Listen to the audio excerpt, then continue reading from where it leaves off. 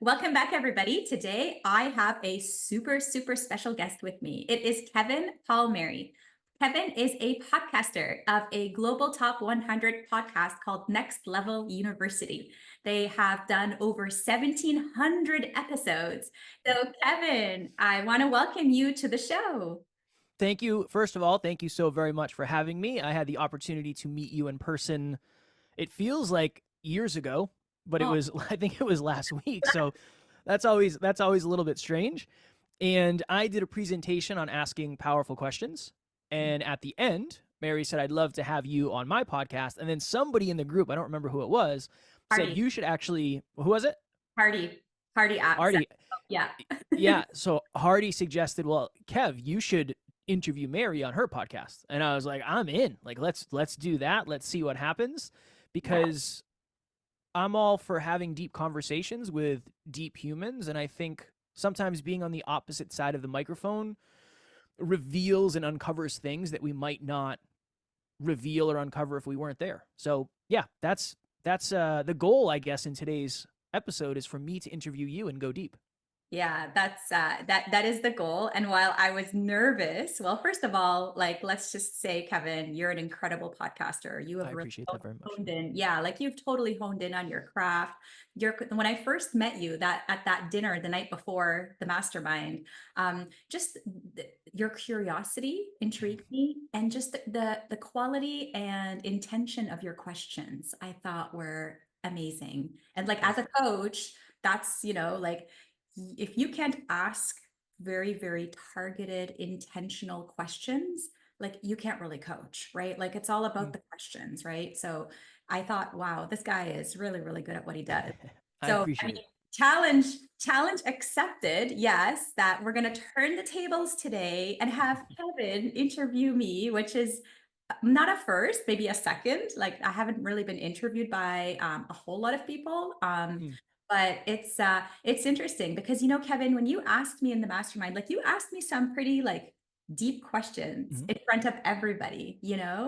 And I would say like I tend to hide or I tend to run. Like I'm not one to totally always be open and vulnerable in a group setting. One on one, if I know you, like you, trust you, like I'm comfortable with you, absolutely. I'm an open book.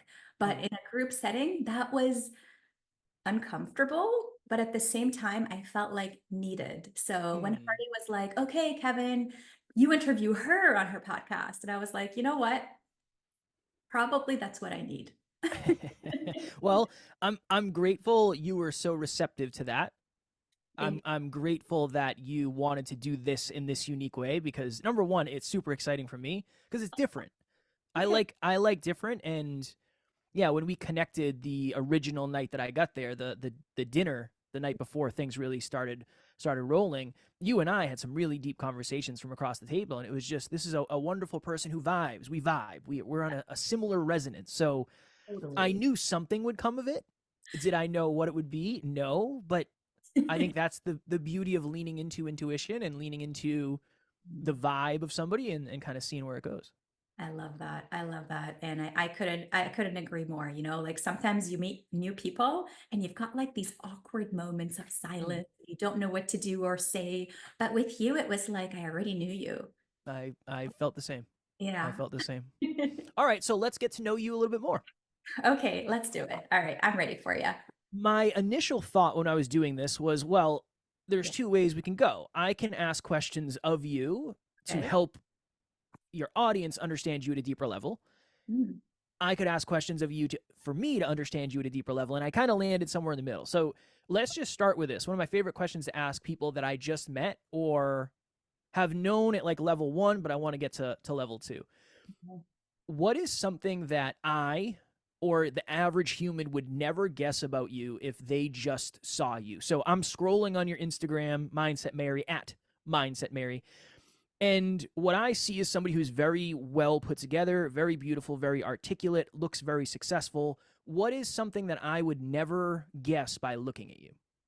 Um, I would say maybe the biggest thing in my life, which is my four children. Hmm. I think that's sort of one of the things that people are always surprised about, you know, whether it's like an Uber driver or anybody I meet, like people just don't believe it. Like, what? You've got 4 kids, you know? And maybe it's also because like not a lot of people have 4 kids these days. Probably number one. And Okay. and maybe because also like I'm super bubbly and free spirited and you know it's like you know how does she have 4 kids? I don't know. High energy. High energy, yeah, and I think that's sort of just kind of like my speculation, you know, like I don't fit the mold of a mom of 4 or like a soccer mom or, you know, which like I Mm. have all of those things, but I do not have the minivan and I will never have the minivan. Never say never. You never know. They might make a super sexy fast one day, and that might be the one. You never know. Okay, You fine. never I'll know. never say never, but I will say almost never. Okay, let's go down a different path. What is something? So I would consider that very, very top, right? It's like I have 4 children, and I play so many different roles in my life and my children's lives. Yeah. What is something deeper?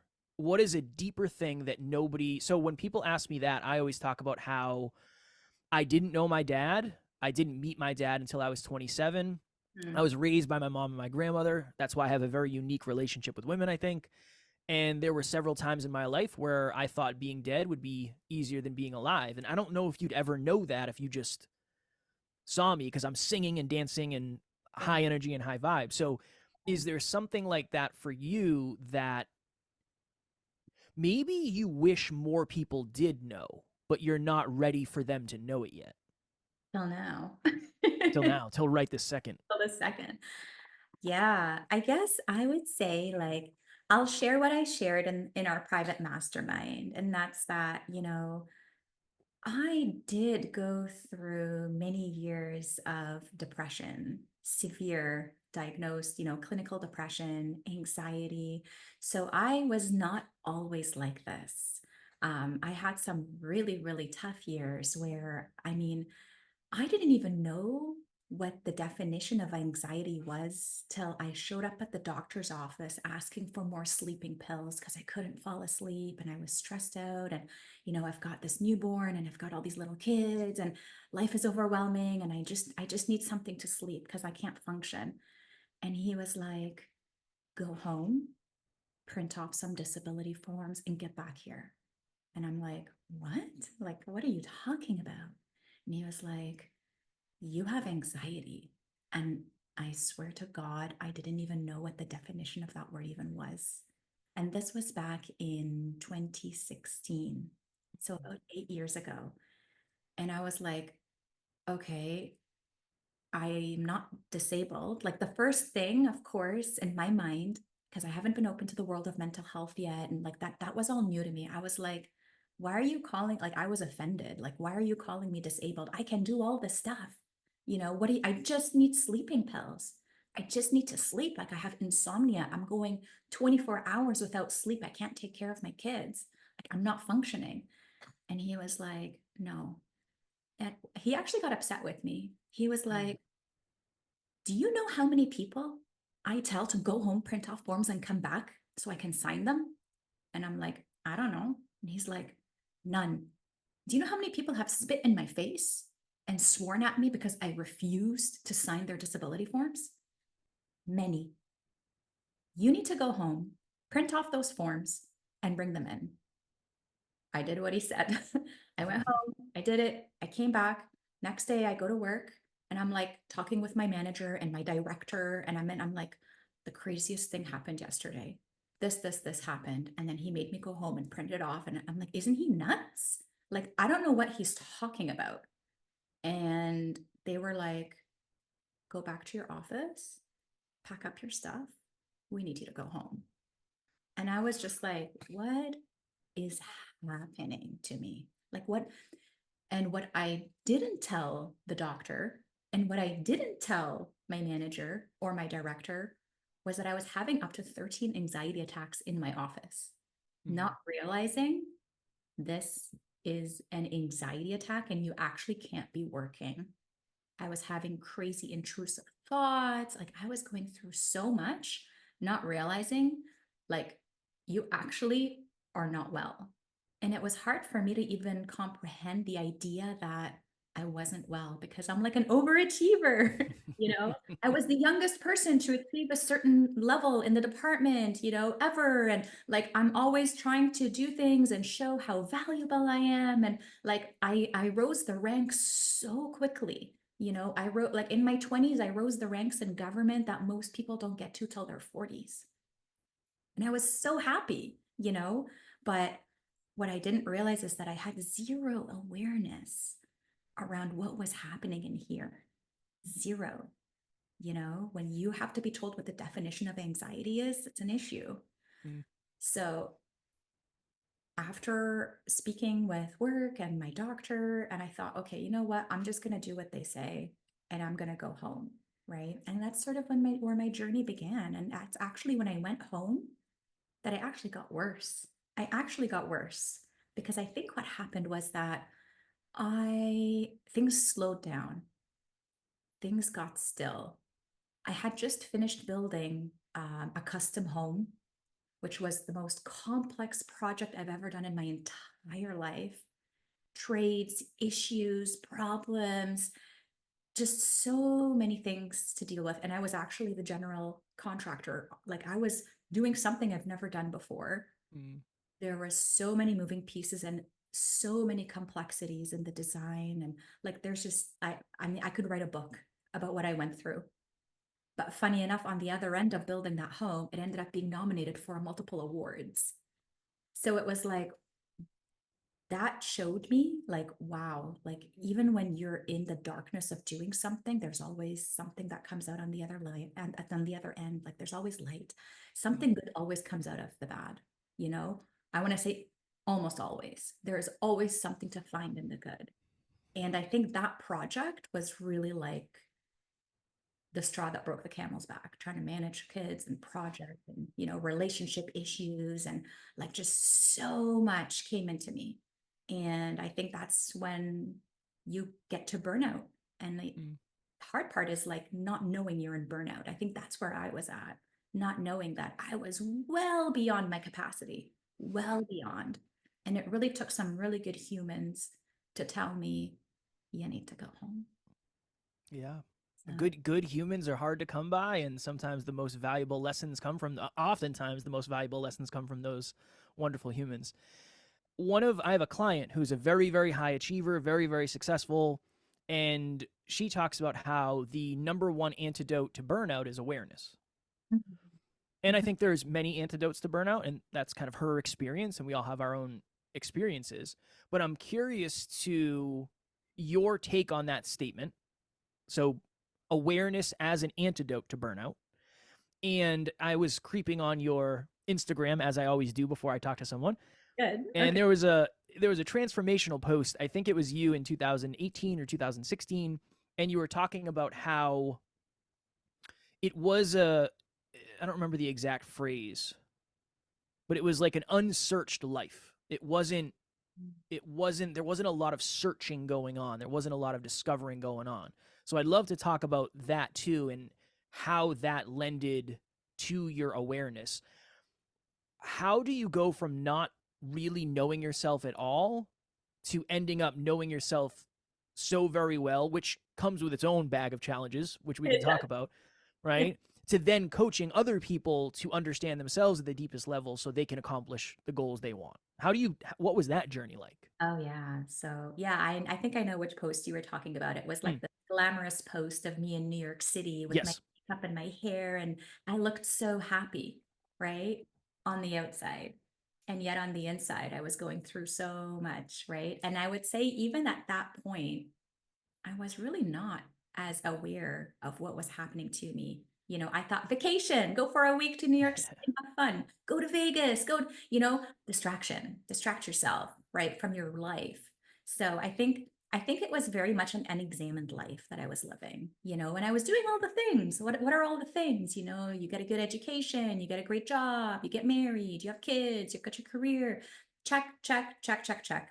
I check all the boxes all the time. That's just what I do, right? But what you don't realize is like All right, what did you just check off? And did you put that on? Like, did you put that for the box? Who put that for your box? Who decided that those are the check off items, Mm. right? And that's the unexamined life, right? Did I want this degree? Do I want this career? Do I want this relationship? Is this the life I'm looking for? And sometimes you can make decisions like just based out of fear, like, oh, but I have to do this. Oh, but I have to get married. Oh, but I have to have kids. But I don't, the clock is ticking and I need to get ahead of the curve. And what you don't realize is as you do that, you're not really having the intentionality of like, okay, you want this? Can you say why you want it? Is it because you want it? Do others want it for you? Do you have a belief system where you're supposed to want it, but you really don't? Like, what is it? And if you're living as such an unexamined life, which I was, when you live that unexamined life, you don't question it. I don't need to slow down and think about my options or look at the fork in the road and say, do I want to go right or do I want to go left? Like you're just saying, I'll just take what's available, right? I'll just take what's in front of me and keep moving forward. And that's not always the good choice because what happens is you end up living in someone else's movie. Like Mm. I'm a character in this movie that I don't even like this movie. I don't like the people that are in it. I don't like the environment, you know? Like, and if you don't stop and ask yourself some hard questions and like, why didn't I ask myself these questions? Why didn't I have the self-awareness? Probably because there's just this part of you that knows that this is not what you want. And to face it and admit it will require you to change, right? And Mm. was I prepared to blow up my marriage? Was I prepared to leave my career? Was I prepared, right? Like, are you prepared to make the changes that are going to necessitate you getting closer to who you actually are? Yes or no? And not everybody's ready. Yeah. Spent the majority of my life not ready, right? Like, for me, it was like the pain and suffering that is attached to remaining in my existing circumstances outweighed the uncertainty of what's on the other side of change. And now change is starting to look pretty good, right? Like, but I felt like I really had to reach rock bottom. Really, I did for me to realize that anything other than this is good. Anything. Why do you think, and do you think most people do have to hit that point? And if so, why? What? Because same for me. Rock bottom. I hit rock bottom, and then I found out rock bottom has a basement. You can actually keep going. If you keep digging, you'll. Yeah, there's dirt there. You'll keep going. But I needed that. That I love it now, but I didn't love it at the time. Just like I'm sure you didn't, right? Do you think that I don't want to say that's a necessity, but why do you think for a lot of us it takes getting to the lowest point we've ever gotten to before we're willing to start climbing to the highest aspirations we've ever had? I'll share with you a quote that one of my mentors shared with me. And he said, most prefer the certainty of misery to the misery of uncertainty. Mm. And that's Virginia Satir. Because you know what's on the other side. It's familiar. You don't like it, but it's familiar. And I think that we will continue to hold on to familiar. We'll continue to hold on to our identity, the people in our lives, right? The things that we have, the career, we'll keep holding on because it keeps us safe.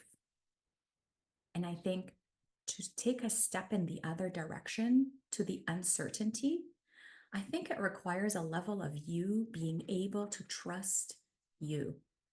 I don't know if I trusted myself at the time, Mm. you know, trusted myself to make a change, to believe in, I think I was very much in a state of hopelessness. I couldn't see beyond the day. Like just getting through one day was hard, you know, feeling some sense of enjoyment, seeing my kids on a swing. I didn't feel anything, right? And medications will numb all your emotions anyway. Like, the SSRIs, you don't feel anything. And I don't know, like maybe it was what I needed for a specific period of time, but I think it wasn't sustainable for me to stay that way. Like I actually needed to get off of them and get better at some point, which I did.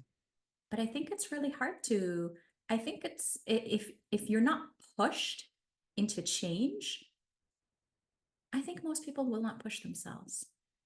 right? Yeah. We can get complacent, we can get comfortable, we can become okay with mediocrity because we know what to expect.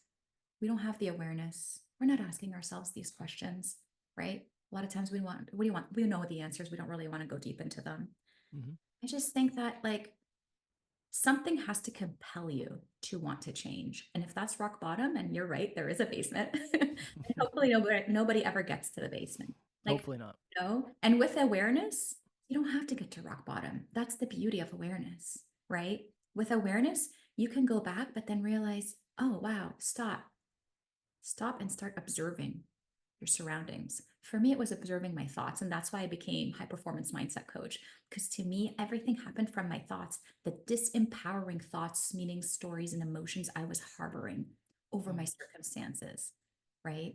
So it was like if I just had some awareness around some of the loops that are happening, the negative loops, the thought loops that are happening in my mind, I could have stopped it, but I didn't. Right. So I just kept unraveling and unraveling until I ended up in therapy.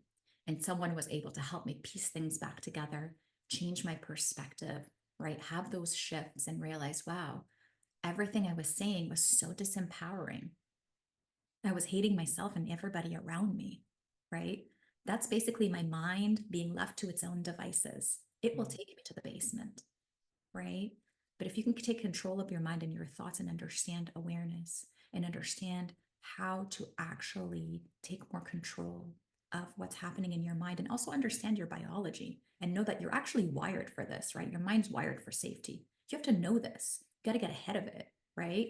Your biology and your mindset, like that wiring, like where it's like our lizard brain, like that's always going to have first dibs on any thoughts that go through our mind, but it's not always going to have the final say if we train ourselves to know how to control our thoughts, Mm-hmm. control our mind, control our feelings, thoughts, emotions, right?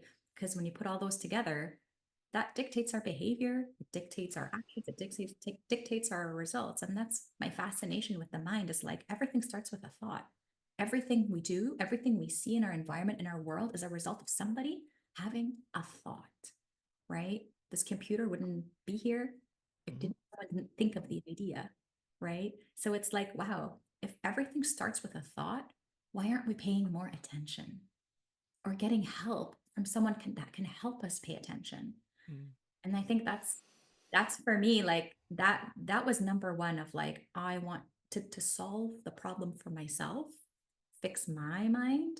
And then I just fell in love with mindset and I started to think, I wish I could do this for others. If I can relieve suffering, once you learn how to remove suffering from yourself, you are going to feel compelled to want to remove it from others.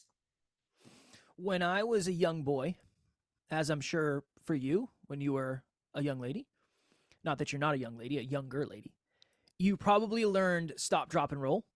If you Yeah. ever happen to find yourself on fire, stop, drop, and roll. It's like, all right, I can remember that. That's simple enough.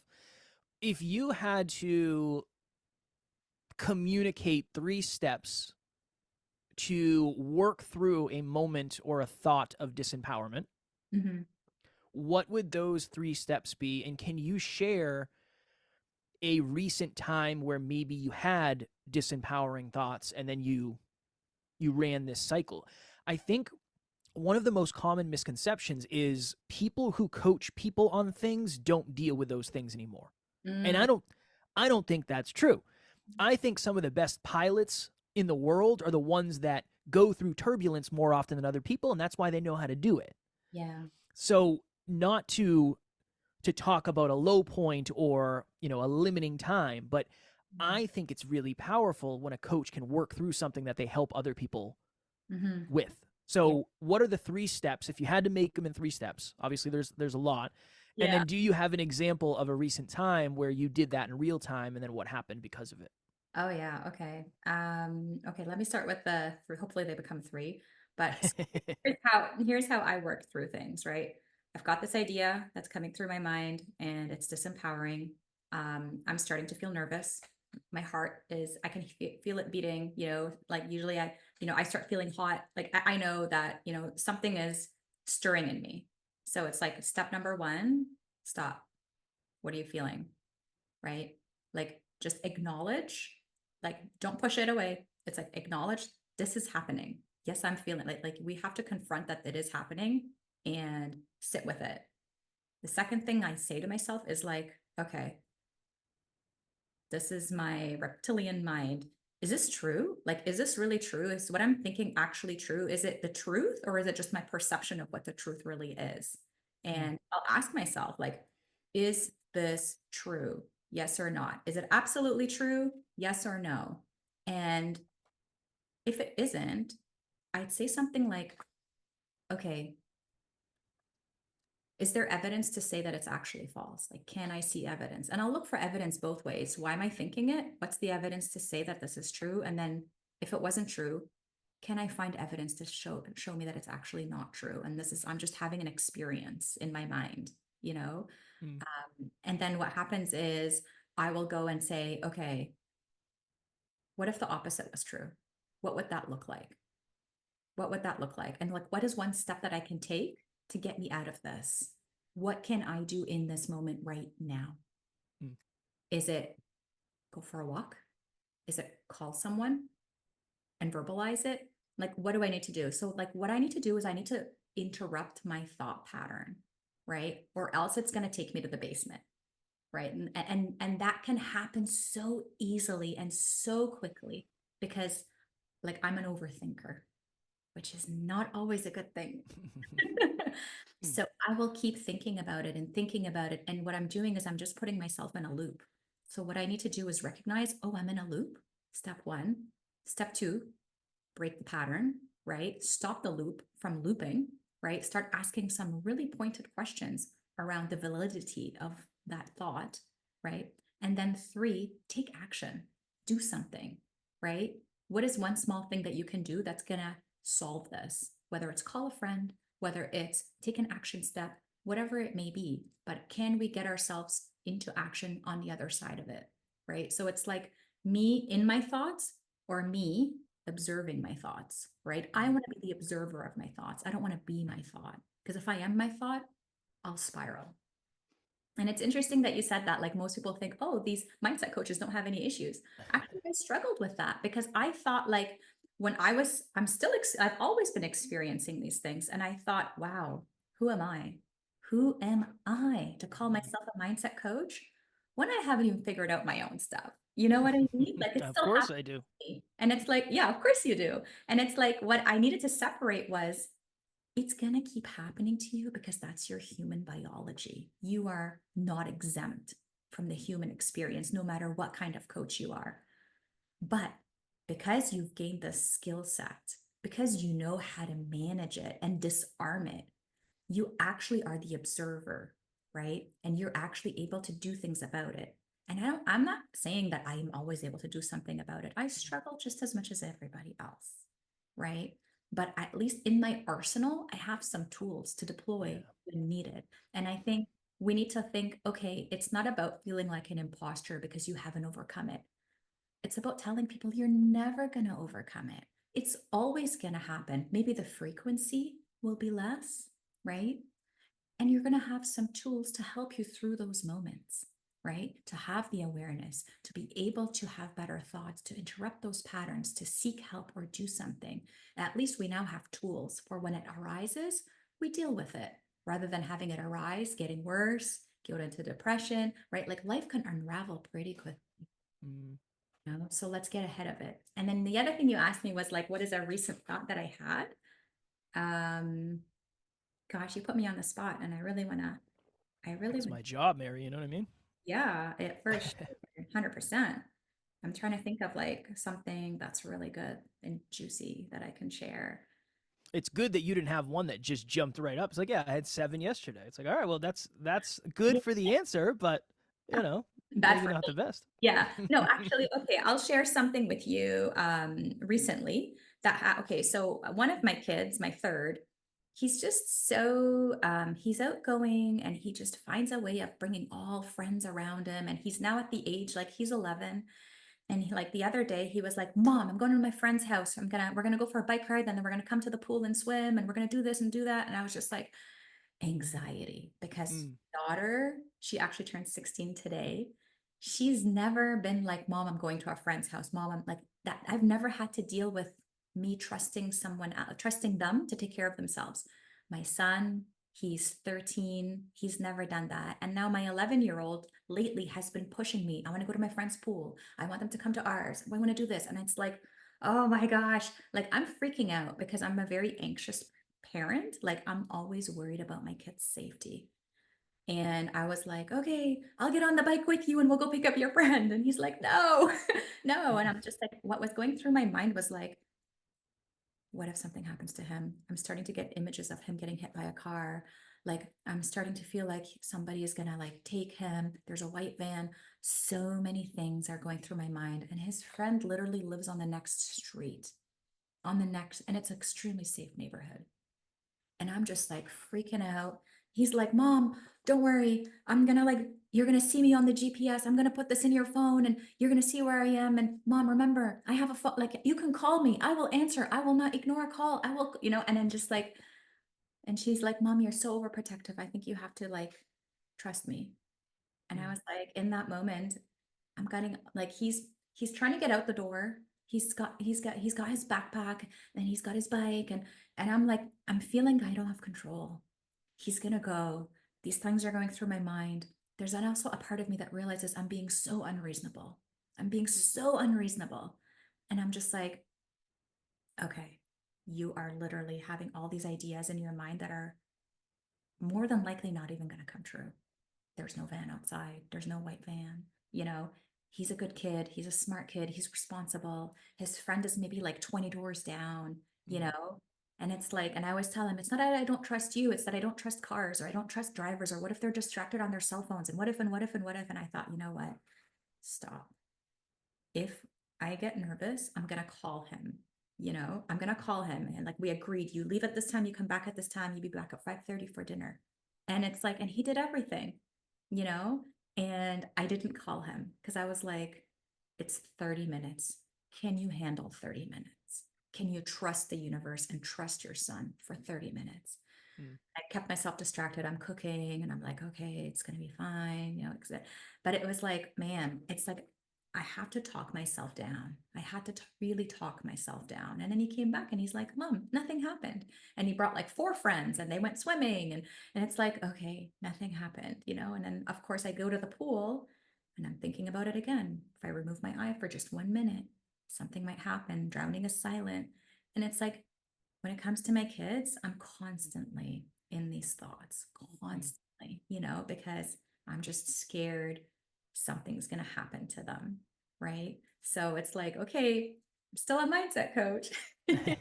And yes, I have these crazy experiences, but I also reframe it and they say, it's because I care about my children that Mm, I love them so much. Like, it's okay. Like, it's okay. Yes, this is happening. Don't beat yourself up. You actually care about your kids and you love your kids, you know, but can we handle it in a better way?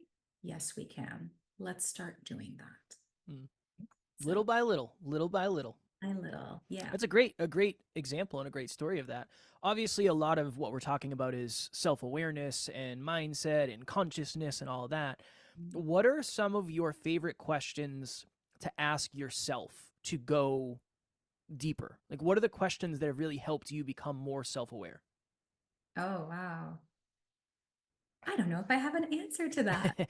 I get asked that question all the time, and I never, other than why, I've never had a really good answer because I don't know, but I'm curious to somebody else who.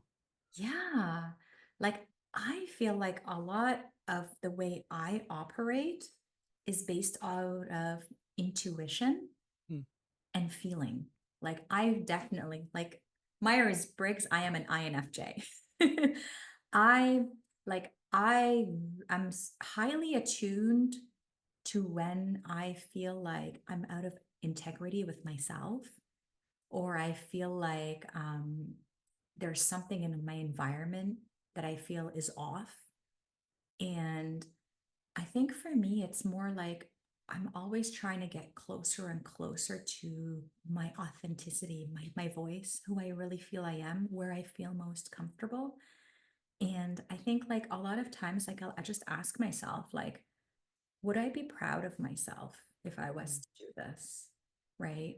or if I'm thinking in a specific way, like, is this going to lead me to things opening up for me, or is this going to lead me to things closing in for me? Is this going to lead me closer to who I feel like I am, or is it going to lead me further away from who I think I am? And I base a lot of like I've made some really big decisions in my life, and I've always gone off on like what feels right. What feels right? You know, if I'm making a big decision, the next morning I wake up and I say, how do I feel? Is it bringing me peace? Mm. Do I feel like this feels good? This feels aligned, it feels right? Or am I even more anxious than I was before? You know, and I think a lot of my decisions are really based on how I feel because I really trust my feelings. Whether it's meeting people, you know, getting a vibe from someone or reading someone's energy, I find I'm really good with micro expressions. I see things. I see things I think most won't pick up on. And that's just, I think it comes with being like a highly sensitive person. But I also see things in me. Like I always know when I'm people pleasing. I Mm. always know when I'm going along with someone else's plan, but I do it. How? What are the suggestions? Like what are the things that tell you that It feels wrong, or it feels wrong? feels like you say yes when you mean no, but you're too nice to say no. Mm. So you'd rather just say yes and then beat yourself up over it, even though you know you shouldn't have said yes to this, right? Like I know instantly after meeting someone if I can try, like within the first, I would say under 60 seconds, I feel if I can trust you or I don't. And Mm. that's when I had an interview in Evan Carmichael's studio last week, and we talked about that. We talked about like how I navigate life through my senses. Like it's like the first question I ask myself is, can I trust them? Can I Mm. trust this person? And within 60 seconds, if the answer is yes, my guard goes down. Right. And I think like a lot of the way I navigate life is really through trusting myself to feel my way through life, you know? And interestingly enough, what Evan ended up telling me was like, actually, people gravitate to you because they trust you. How could you not Mm. know that? He's like, how could you not know that people actually gravitate to you because they trust you? And I thought, because in my lens, in my lens of life, all I'm looking for is if I can trust them. But I never thought, because that's such an important value of mine, that I've actually embodied that value. And others look to me and feel like they can trust me, let their guard down, trust me and help them, or trust me to Mm. tell me things, or trust me to build a really great connection with someone. And that's like, you're right, Evan. I don't know how I didn't see that, but I love that someone pointed it out to me, Mm. right? Like I think it's beautiful when someone can point to you what your gifts are or what your strengths are, because you're living in this world, right? You're living through these lenses. Sometimes you don't see until someone tells. Often, Oftentimes, often, often, oftentimes. Yeah, yeah, you're normal. yeah, One of yeah. my favorite questions to ask like psychologists and therapists and counselors when we used to interview them was how do you know if your normal's normal? And there's no answer. I know that, but it's always a really good jump off It for a is. conversation. So, are my thoughts normal? I don't know. I don't know what anybody else thinks.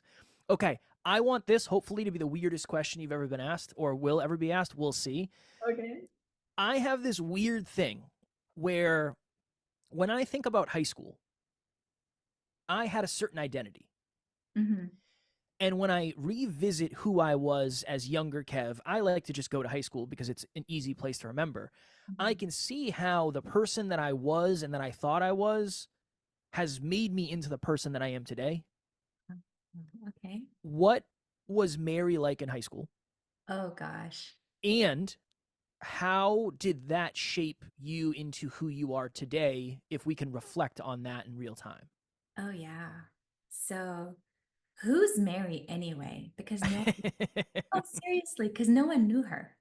Mm. No one knew her. I think I've always known since I was very, very young that I was different. And I knew it about myself. I didn't have friends. I didn't have groups of people around me. Like I was Mm. very much a loner, right? Always in my world, always in my thoughts. And high school was really no different, right? Like I used to be alone in all my classes at lunchtime. There was a couple people I would sit with. but I would sit there feeling alone with a group of 4 girls. I still felt alone. Like I went through all of high school feeling super, super alone, but also okay with it. Mm. Also okay with it, you know? Um, I would do my classes. I had a part-time babysitting job. I would, go to class, go to babysitting, make some money. Like I was kind of in my own world and I was in my thoughts. And it wasn't a bad place to be in the sense that like I was okay with it, right? But what I know is that I was also completely in my shell, right? I didn't have a voice. I didn't share my voice. And it's funny because like my grade 10 math teacher, I used to sit in like the very, very, very back, right? I am an under the radar type of a person. Even in my career, I was very under the radar. I would achieve things, but like I wouldn't make waves. So somebody asked this grade 10 math teacher, who do you think in this class is going to be the most successful person in life? And he pointed to me and he said, oh, what is that? A little thumbs up from Zoom. They agree. Oh, that's right. We all agree. No. So he pointed to me, and I remember so vividly the entire class turned around. Like it was so embarrassing. I wanted to crawl under the table, and they were just shocked. And he was like, you might not know it, but it's going to be her. Mm. And that day, he completely changed my perspective on myself. Like, what is it that he saw in me? Shy, timid, quiet, no friends, back of the class, just does her work, doesn't really talk to anybody. Like, what is it that he could have seen in me that I didn't really see in myself?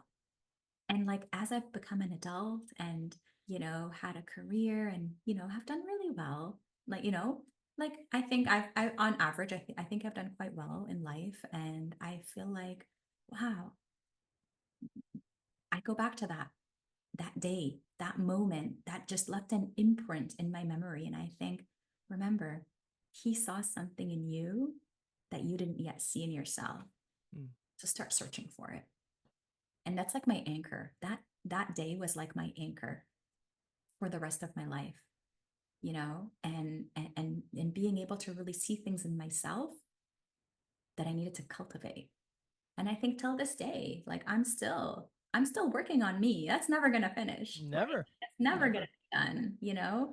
But it's like I love it when there's just this moment, and because high school can be tough, high school can be cruel, people can be cruel, right? So if you're able to kind of extract something that you keep with you and bring with you wherever you go, like for me, that was that moment, that was exactly that moment. So yeah. Powerful. Powerful for a very random question that I hope nobody ever asks you again. Very, very appropriate answer. This question might not resonate, but I've learned this by just coaching and talking to a lot of people and working with my business partner and understanding myself. I used to think if you were afraid of anything, you were afraid of failure. Yeah, Then I started realizing that a lot of people are afraid of success and they just didn't know it. Which one of those is more natural to you? Fear of failure or fear of success? I would say it's failure for me. Fear of failure. Yeah. Okay. Have you worked with individuals who have the fear of success? I don't think I have, because a lot of the times I'm working with people who are kind of going through like they're going through things that they're trying to work through in terms of Mm. like their mindset, some, the belief systems, uh, difficulty with change, difficulty with the uncertainty of what lies ahead, and really helping them reframe those thoughts, and like taking disempowering thoughts and emotions, and then switching the frame to empower them to be able to take the next steps that they need to take to get them Mm. closer to their goals. But I think that the whole thing with fear of success, I think that that's very valid, very, very valid, because people start to wonder, like, okay, what is this work, or what is this circumstance going to demand of me if I'm successful? Yeah. Will I still have enough time with my kids? Will I still be able to do the things that that I've always liked to do? Am I going to have more obligation? So I think that the fear of success is super valid. But I think for me, it's more like because, like as a single parent, everything I do has a domino effect on my family and my kids. Mm. For me personally, fear of failure is at the forefront because if I fail, if I don't do well, if I don't succeed, if I can't, um, afford the lifestyle that I've created for my family, what's going to happen? Things are going to start getting taken away.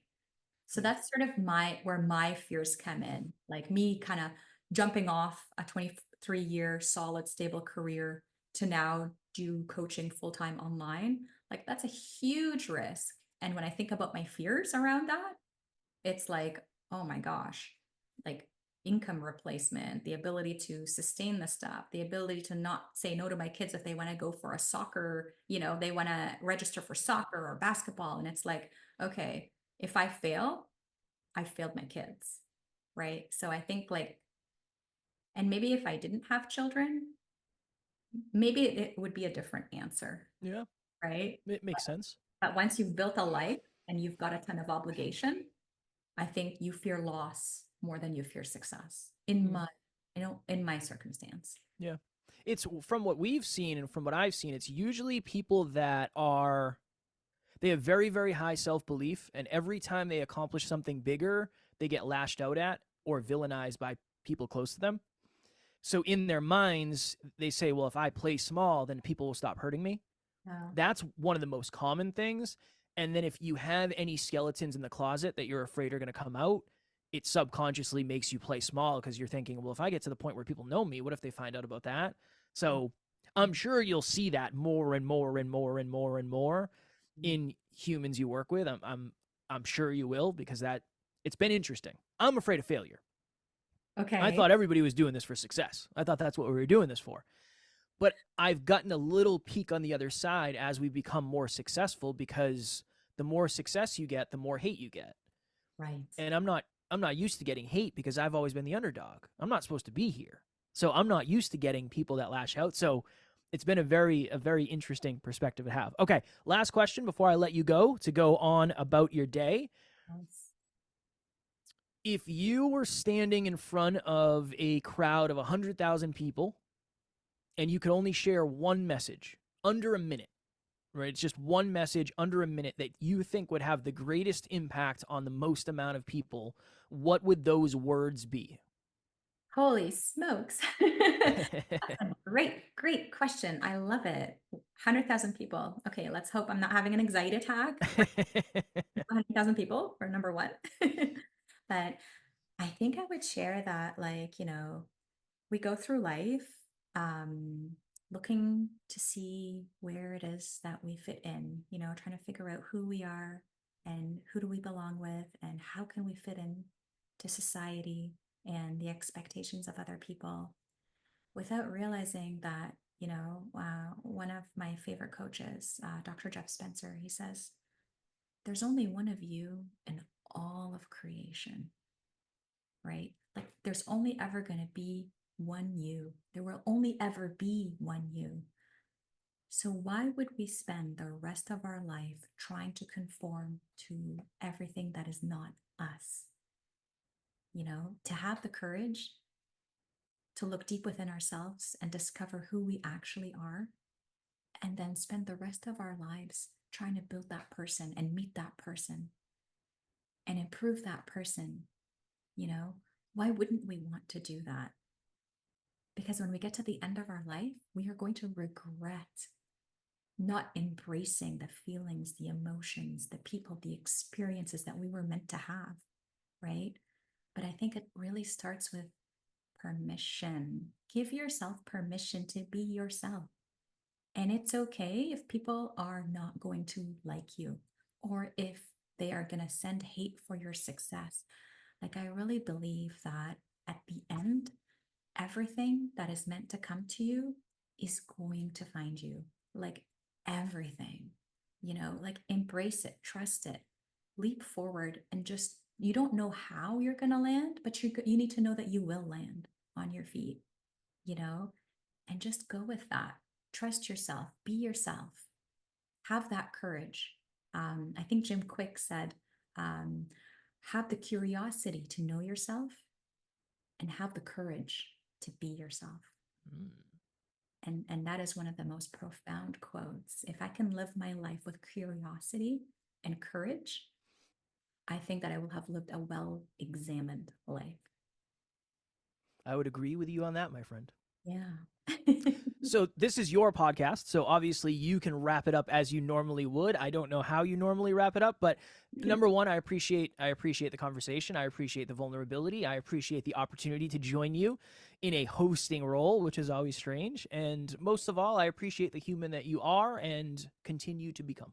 Thank you. Thank you, You're Kevin. so welcome. Now, what I think is that my audience is going to say, who's Kevin and how can I follow Kevin and how can I get more of Kevin?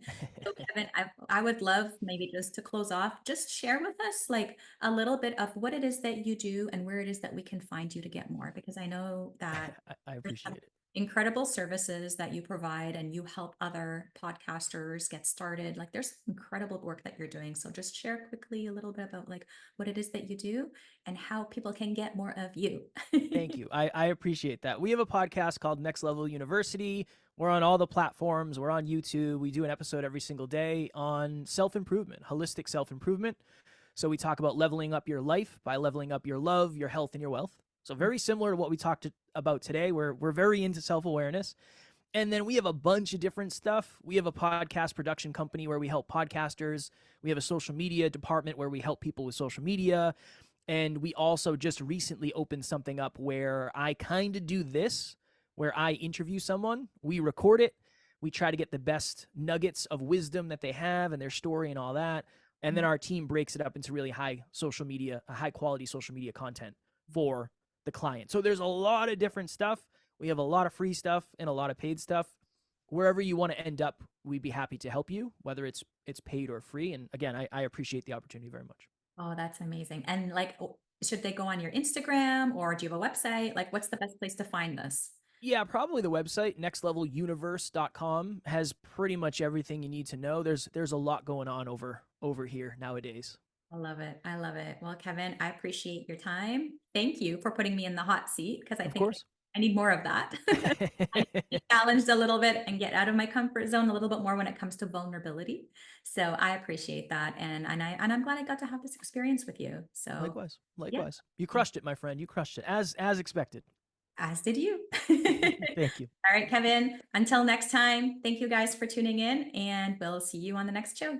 Take care.